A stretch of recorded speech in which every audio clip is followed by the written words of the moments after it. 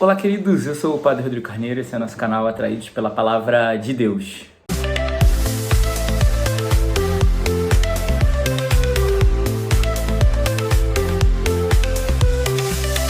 Bem, então sejam muito bem-vindos, você que já é um atraído pela Palavra de Deus, seja muito bem-vindo, você que também está chegando pela primeira vez no nosso canal. A partilha da Palavra de Deus é o nosso ambiente, é o lugar onde não importa quem já está, quem está chegando, o mais importante é o desejo, a sede de Deus, porque todos que têm sede de Deus, Ele está disponível, disposto a saciar-nos. Então vamos às leituras de hoje. Bem, nessa quinta-feira, lembrando a você que hoje é dia de adoração, então fica aí o convite para você se dedicar um tempinho desse seu dia, né, a adorar ao Senhor, procurar uma igreja para se prostrar diante dele para adorá-lo. Bem, a primeira leitura de hoje, do livro do profeta Ageu, vai trazer para nós uma realidade que eu tenho falado esses dias. Falei, na verdade, ontem, quando a gente começou o livro do profeta Ageu. Na verdade, a gente começa hoje o livro do profeta Ageu, perdão. Falava esses dias, quando a gente está falando de Esdras, que Deus tirou o povo da escravidão, o povo ficou muito feliz de poder voltar. Até o salmo de segunda ou terça-feira falavam que alegria quando eu vi que me disseram vamos à casa do Senhor. Então o povo estava com uma profunda alegria. Misericórdia, tá? Os bombeiros passando aí doidos. Então o povo estava numa profunda alegria porque ia ter a oportunidade de voltar para a casa do Senhor. Só que eles voltaram também para sua terra e começaram a pensar o quê? Em construir suas casas, construir as coisas, construir os seus patrimônios e os seus bens também, reconstruir seu patrimônio, reconstruir seu patrimônio e seus bens, né? Então eles estavam muito preocupados também com isso e acabaram se acomodando e não continuaram a construir o templo, que era o que Deus tinha provido a eles, né? Tanto material como madeira, ouro, tudo que era necessário, mas eles se preocuparam em construir suas próprias casas. E aí vem o profeta Ageu para dizer que o Senhor estava dando uma ordem para eles deixarem de preguiça, parar de se preocupar com as coisas pessoais e se preocuparem com as obras de Deus, que é o que a gente faz muitas vezes, quando a gente usa aquela desculpa de mas o Senhor não quer, ainda não está no tempo, Ele não falou no meu coração, que a gente fica usando esses jargõezinhos mentirosos e falaciosos para não fazer a vontade de Deus, dizendo, não, é que Deus não tocou no meu coração, eu não vou fazer, não, eu sinto que não é tempo. Toma vergonha na sua cara, entende? E entende que você precisa deixar de preguiça, deixar de dar desculpa, porque a maioria das pessoas que eu conheço que dão essa desculpa de que eu não sinto que não é tempo, que não sei o que, são pessoas que nem rezam, que não estão nem escutando a Deus. Então, porque quando a gente começa a escutar a Deus, Ele vai começar a desinstalar a gente e apertar. Quando a gente está numa vida muito cômoda, muito tranquila, muito monótona e parada, é porque a gente está no vazio sem Deus. Porque onde a monotonia...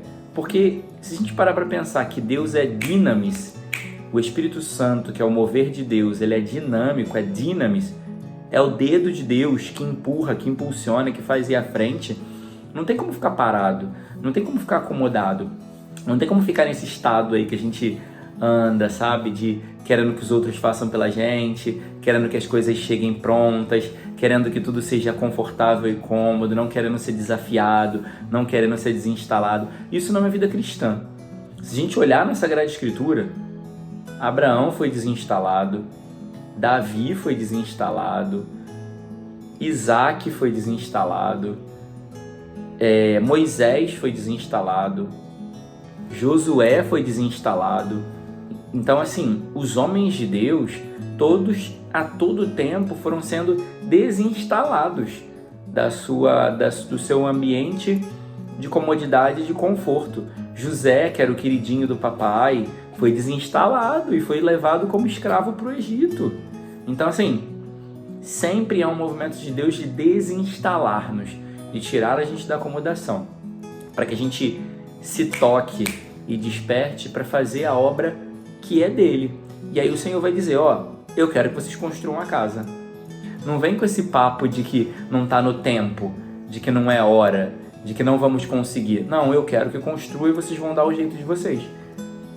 Porque o que era necessário para a obra acontecer, ele já tinha dado. Agora faltava era a disposição dos homens. E Deus também já deu a nós o seu Espírito, com os dons, com os meios necessários. Então é hora da gente usar esses dons com a nossa vida, com a nossa caminhada, para fazermos o que Deus nos pede, e não para ficarmos acomodados e parados. Bem, o Evangelho vai trazer para nós que Herodes, então, estava muito desconcertado, muito constrangido, porque estavam dizendo que João tinha ressuscitado. Por que ele estava constrangido? Porque Herodes gostava de João, gostava de escutar João. Às vezes, algumas coisas que João falava fazia sentido. Herodes só não tinha força para mudar, porque ele não tinha coragem para abandonar a mulher que ele estava amancebado. Mas ele entendia o que João estava dizendo. Ele só não tinha coragem. E ele estava também constrangido porque ele gostava de João, escutava João, mas porque ele não tinha coragem de mudar, ele mandou matar João. Então ele estava envergonhado porque pela bebida, por uma promessa mal feita, por não querer voltar atrás daquilo que ele havia prometido, porque ele poderia ter dito, olha, não, eu te dou metade do meu reino, mas João você não vai mexer. Ele poderia ter sido mais firme, mas ele ainda assim permitiu e matou João. Então ele estava desconcertado por isso, porque ele conhecia a verdade de João, mas ainda assim o matou porque ele não quis voltar atrás e não quis passar vergonha na frente das pessoas. E aí vai terminar o texto dizendo que ele queria ver Jesus, conhecer Jesus. Ele tinha interesse, então, em escutar Jesus, porque não adianta, todo coração ele tem sede da verdade, toda alma tem sede de Deus. Então Herodes também tinha essa sede, por mais que ele tivesse mandado matar João, por mais que ele fosse um beberrão, por mais que ele fosse um covarde, ele tinha sede de Deus. E assim também é você. Mesmo com os seus pecados, com as suas dificuldades, com as suas lutas, você precisa reconhecer a sede de Deus que existe em você e ir ao encontro do Senhor para saciar essa sede, porque Ele é quem sacia a nossa sede. Como Ele disse para a samaritana, eu tenho uma água que se você beber, você não vai precisar voltar mais aqui, porque dessa água é uma água que do meu interior fluirá um rio de água viva, então é uma água de que você não vai mais sentir sede. Então, o único, porque aquela mulher sempre voltava ao poço para saciar a sua sede. E saciava a sua sede de outras coisas também, porque só a água do poço não era suficiente. Mas, quando ela encontrou Jesus, ela ficou inteiramente saciada. Então, nós precisamos, em primeiro, reconhecer que temos uma sede, reconhecer que somos limitados, eu falava disso esses dias, que precisamos reconhecer o nosso pecado, e também precisamos, então, ir ao Senhor para saciar a nossa sede, ir à fonte das águas para nos saciar da presença, do amor e da misericórdia do Senhor. Louvado seja nosso Senhor Jesus Cristo, para sempre seja louvado.